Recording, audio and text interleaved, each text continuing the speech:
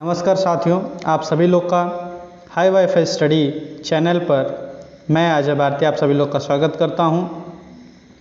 आज की क्लास में हम सभी लोग समास के विषय में हम लोग पढ़ेंगे कि समास क्या होता है। ठीक है, तो बिना देर किए शुरू करते हैं। क्या समास का अर्थ? ठीक, समास का अर्थ क्या होता है? पास पास रखना, मतलब दो शब्द पास पास रखने पर नया शब्द बनेगा। ठीक है, तो परिभाषा हम देख लेते हैं। क्या परिभाषा कहता है? दो या दो से अधिक शब्द, क्या दो या दो से अधिक शब्द जब मिलते हैं, मतलब मिलकर क्या बनाते हैं? नया सार्थक शब्द बनाते हैं। यह नई शब्द रचना ही क्या कहलाती है? समास कहलाती है।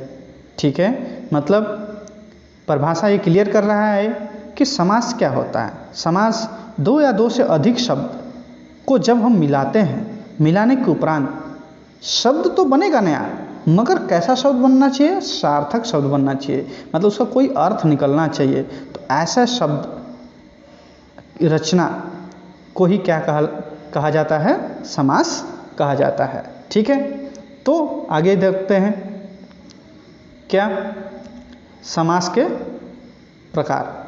ठीक है, हमारे सामने समास के प्रकार दिया हुआ। कितने प्रकार होते हैं? 6 प्रकार होते हैं। कौन कौन से? स्क्रीन पे आपको दिखाई दे रहा है। पहला क्या है? अव्ययीभाव समास। दूसरा तत्पुरुष समास। तीसरा कर्मधारय समास। चौथा द्विगु समास। पांचवा द्वंद्व समास और छठा बहुव्रीहि समास। ठीक है, तो हम यहाँ पर एक एक करके सभी समासों को पढ़ेंगे। ठीक है, तो चलिए आगे बढ़ते हैं। पहला समास क्या है? अव्ययीभाव समास। ठीक है, तो जिस समास, यहाँ ज है, गलती से टाइप हो गया है, स इसको पढ़िए। जिस समास का पहला पद अव्यय तथा प्रधान हो। ठीक है, पहला पद मतलब इसको पूर्व पद भी कह सकते हैं। ठीक है, कैसे? सपोज मान लीजिए अपने पास क्या है, एक कोई दूसरा छोटा सा शब्द ले लेता हूँ, जैसे मैं समास ही ले लेता हूँ। ठीक, अब इसको हम तोड़ेंगे तो क्या मिलेगा? सम और आस। ठीक, तो जो पहला पद है क्या? ये सम। ठीक, तो पहले आया, जब हम इसका विच्छेद किए तो पहले आया, इसका मतलब क्या हुआ? इसको क्या बोलेंगे? पूर्व पद बोलेंगे। ठीक, या पहला पद कहेंगे। वहीं अपने पास क्या है? आस्था। ठीक, क्या? आस्था। तो आस कहाँ आया? ये प्लस के बाद आया, दूसरा आया, तो इसको क्या बोलेंगे? उत्तर पद या दूसरा पद। ठीक है, क्लियर हुई बात? तो ऐसे ही जब हम किसी भी शब्द को, ठीक, समास विग्रह करेंगे तो उसमें पहला पद अव्यय होगा और प्रधान होगा। तो ऐसे जो शब्द होंगे उनको किस में समझेंगे? किस समास का भाग समझेंगे? किस समास का शब्द समझेंगे? कहेंगे अव्ययीभाव समास का। ठीक, उसको याद करने का, समझने का ट्रिक क्या है? पहला पद छोटा होगा और प्रधान होगा। ठीक है, तो चलिए आगे बढ़ते हैं। इसको समझने के लिए उदाहरण का हम मदद लेते हैं। इसमें हमने क्या लिखा है? प्रथम पद उपसर्ग के रूप में। तो यहाँ पर आपको 3 प्रकार का हम बात करेंगे। ठीक है, अव्ययीभाव में भी 3 अलग अलग रूप की हम बात करेंगे। ठीक है, तो पहला रूप क्या अपने पास? उपसर्ग के रूप में। ठीक, तो उपसर्ग सभी लोग जानते हैं कि उपसर्ग वो शब्द होते हैं जो कि किसी भी शब्द के आगे लगकर उसके अर्थ में परिवर्तन कर देते हैं और साथ ही नया शब्द बनाते हैं, तो उसको क्या बोलते हैं? उपसर्ग। ठीक, तो यहाँ देखिए हमारे पास शब्द क्या है? प्रतिदिन। अगर इसको हम समास विग्रह करें तो क्या मिलेगा? प्रतिधन दिन। ठीक, तो यहाँ पे हमारे पास प्रति क्या आ गया? उपसर्ग। ठीक, तो यह उपसर्ग की तरह काम किया। ठीक है, तो ऐसे शब्द जिसमें हमारे पास उपसर्ग लगकर उसके अर्थ में परिवर्तन कर देते हैं और समास विग्रह करने के बाद वो प्रथम पद में आते हों तो उसको क्या बोलेंगे हम? अव्ययीभाव समास। ठीक, तो यथासंभव, यथासंभव का समास विग्रह करेंगे तो क्या आएगा? यथाधन संभव। बात क्लियर हो रही है? यहाँ पर भी यथा क्या है?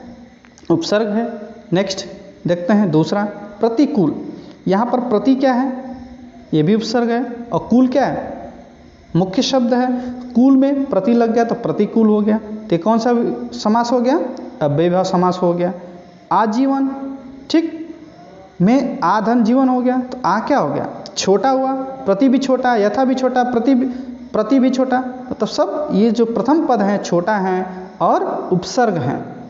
तो जब किसी भी शब्द, जैसे यहाँ पे हमारे पास जितने भी शब्द दिए हैं, ऐसे शब्दों का जब हम समास विग्रह करेंगे तो प्रथम पद छोटा आ जाए और उपसर्ग आ जाए तो क्या कहलाएगा? ये अव्ययीभाव समास। आगे बढ़ते हैं।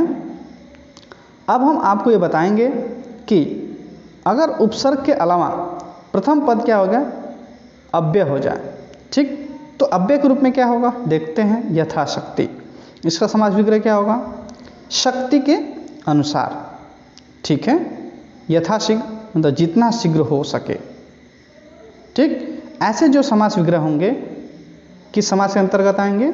अव्ययीभाव समास। एक चीज़ और नोट कर लीजिए, अभी तो दो के रूप में हमने बात किया, पहला उपसर्ग के रूप में, एक अव्यय के रूप में। तीसरा क्या है? जब एक ही शब्द बार बार आते हैं तब भी वो क्या होगा? अव्ययीभाव समास होगा। ठीक, जैसे अपने पास उदाहरण है हाथों हाथ, तो उसको क्या समास विग्रह करेंगे? हाथ धन हाथ। ठीक, तो यहाँ पे हाथ शब्द है, कितनी बार लिखा गया? 2 बार। ठीक, तो ये किस में आएगा? अव्ययीभाव समास में आएगा। नेक्स्ट, रातों रात, तो यहाँ पे रातों रात में रात कितनी बार लिखा है? 2 बार। तो हम जैसा हमने नोट में बताया कि एक ही शब्द कई बार आया, तो यहाँ 2 बार आया, तो ये किस में आएगा? आपका अव्ययीभाव समास में आएगा। क्लियर होगी बात? तो अव्ययीभाव हमने कितने रूप में देखा? समास के शब्द 3। ठीक है, एक उपसर्ग के रूप में, एक अव्यय के रूप में, और तीसरा एक ही शब्द बार बार आ जाए। ठीक, चलिए आगे बढ़ते हैं। नेक्स्ट दूसरा है समास क्या? तत्पुरुष समास।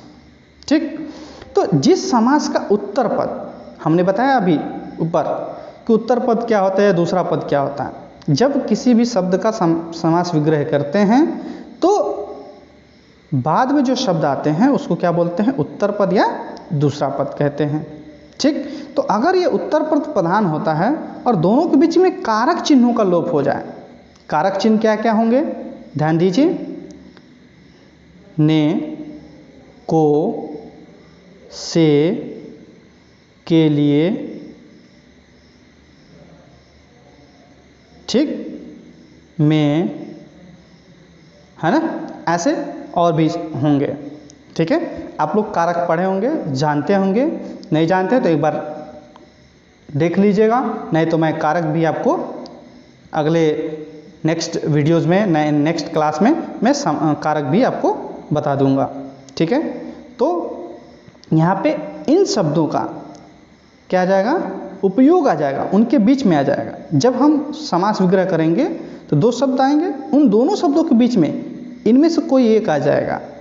ठीक, तो ऐसे समास विग्रह को क्या कहेंगे? ऐसे शब्दों को क्या बोलेंगे? तत्पुरुष समास। चलिए इसको उदाहरण के माध्यम से समझते हैं।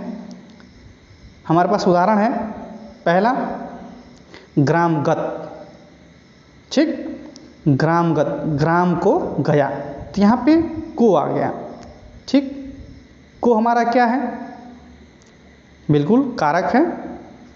नेक्स्ट राजकुमार, समास विग्रह करेंगे तो क्या आएगा? राजा का कुमार, यहाँ पर भी क्या आया? का आया। ऐसे तीसरे वाले में उदाहरण में देखिए, हस्तलिखित, हाथ से लिखा हुआ, तो यहाँ पर से आया। ठीक है, जीवन मुक्त, जीवन से मुक्त, यहाँ पर भी से आया। रसोई घर, तो रसोई के लिए घर, तो के लिए आया। तो ये सब क्या है? को, का, से, के लिए, ये सब क्या है?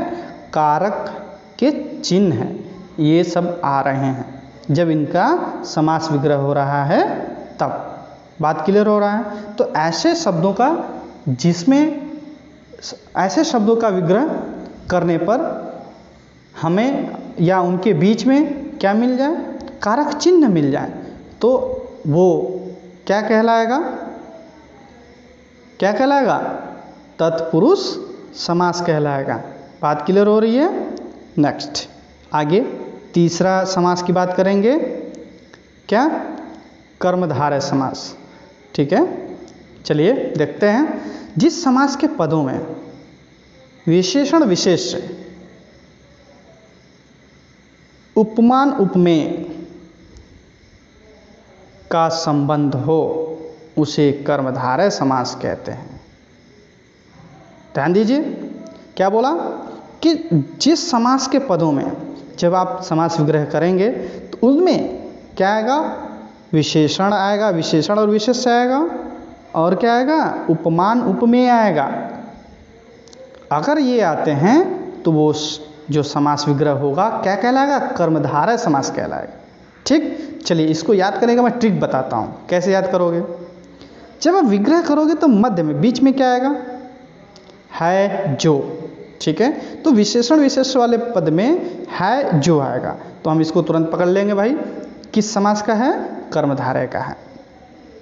अगर उपमान उपमेय करते हैं तो उसमें के समान आएगा, तो तुरंत पकड़ लेंगे, हम बता देंगे, देखते देखते बता देंगे कि ये किस समास का है? कर्मधारय समास का है। ठीक है, तो ये दो शब्द आप जरूर याद रखिएगा, है जो और के समान। इससे आप कर्मधारय समास को बहुत ही आसानी से पकड़ पाएंगे। ठीक है, आगे चलते हैं, उदाहरण के माध्यम से समझते हैं इनको। उदाहरण विशेषण विशेष पद के लिए क्या है? नील गाय, नीली है जो गाय। तो यहाँ पर ध्यान दीजिए, बीच में क्या आ गया? है जो आ गया। है जो किस में था? विशेषण विशेष। तो ये क्या हो गया? कौन समास हो गया? ये आप अच्छे से समझ रहे हैं। ठीक है, आगे बढ़ते हैं। नीलांबर, नीला है जो अंबर आ गया, है जो। महात्मा, महान है जो आत्मा, इसमें भी है जो आया। पुरुषोत्तम, पुरुषों में है जो उत्तम, है जो आ गया। नीलकमल, नीला है जो कमल, इसमें भी है और जो आ गया। तो ये किस में हो गया? ये आपका विशेषण विशेष्य पद में आ गया। ठीक है, नेक्स्ट हम बात करते हैं उपमान उपमेय का। ठीक है, इसमें भी देखते हैं। कमल नयन, जब इसका समास विग्रह करेंगे क्या आएगा? कमल के समान नयन। तो यहाँ क्या आया? के समान। हमने क्या किया? शुरू में ही, इस समास के शुरू में ही हमने आपको क्या बताया था कि जब आप समास विग्रह करेंगे तो के समान है जो आएगा। तो है जो का हमने विशेषण विशेष पद में बताया था और के समान का उपमान उपमेय में बताया था। अगर ये ऐसे शब्द पाए जाते हैं विग्रह करने पर तो कौन सा समास कहलाएगा? कर्मधारय समास कहलाएगा। तो चलिए आगे चलते हैं, आपको हम समझाते हैं दूसरे उदाहरण के माध्यम से उपमान उपमेय को। चलिए, हमने इसमें का पहला देख लिया था, दूसरा देखना था। मृग नयन, मृग के समान नयन। ठीक, यहाँ भी के समान आ गया, उपमान उपमेय। विद्याधन, ये उपमान ही है मगर के समान नहीं है, ये दूसरे ढंग का है। ठीक है, जिसको किस में लिखा जाता है, किस में विग्रह किया जाता है? समास, इसी में। ठीक है, तो विद्यारूपी धन। ठीक है, चलिए अगले समास की तरफ बढ़ते हैं। चौथा द्विगु समास। ठीक है, अब द्विगु समास को समझते हैं क्या होता है। जिस समास का प्रथम पद क्या हो? संख्यावाची। ठीक है, क्या बोला द्विगु समास में? प्रथम पद संख्यावाची हो, मतलब प्रथम पद ही क्या बताया हमको? संख्या के विषय में जानकारी दे।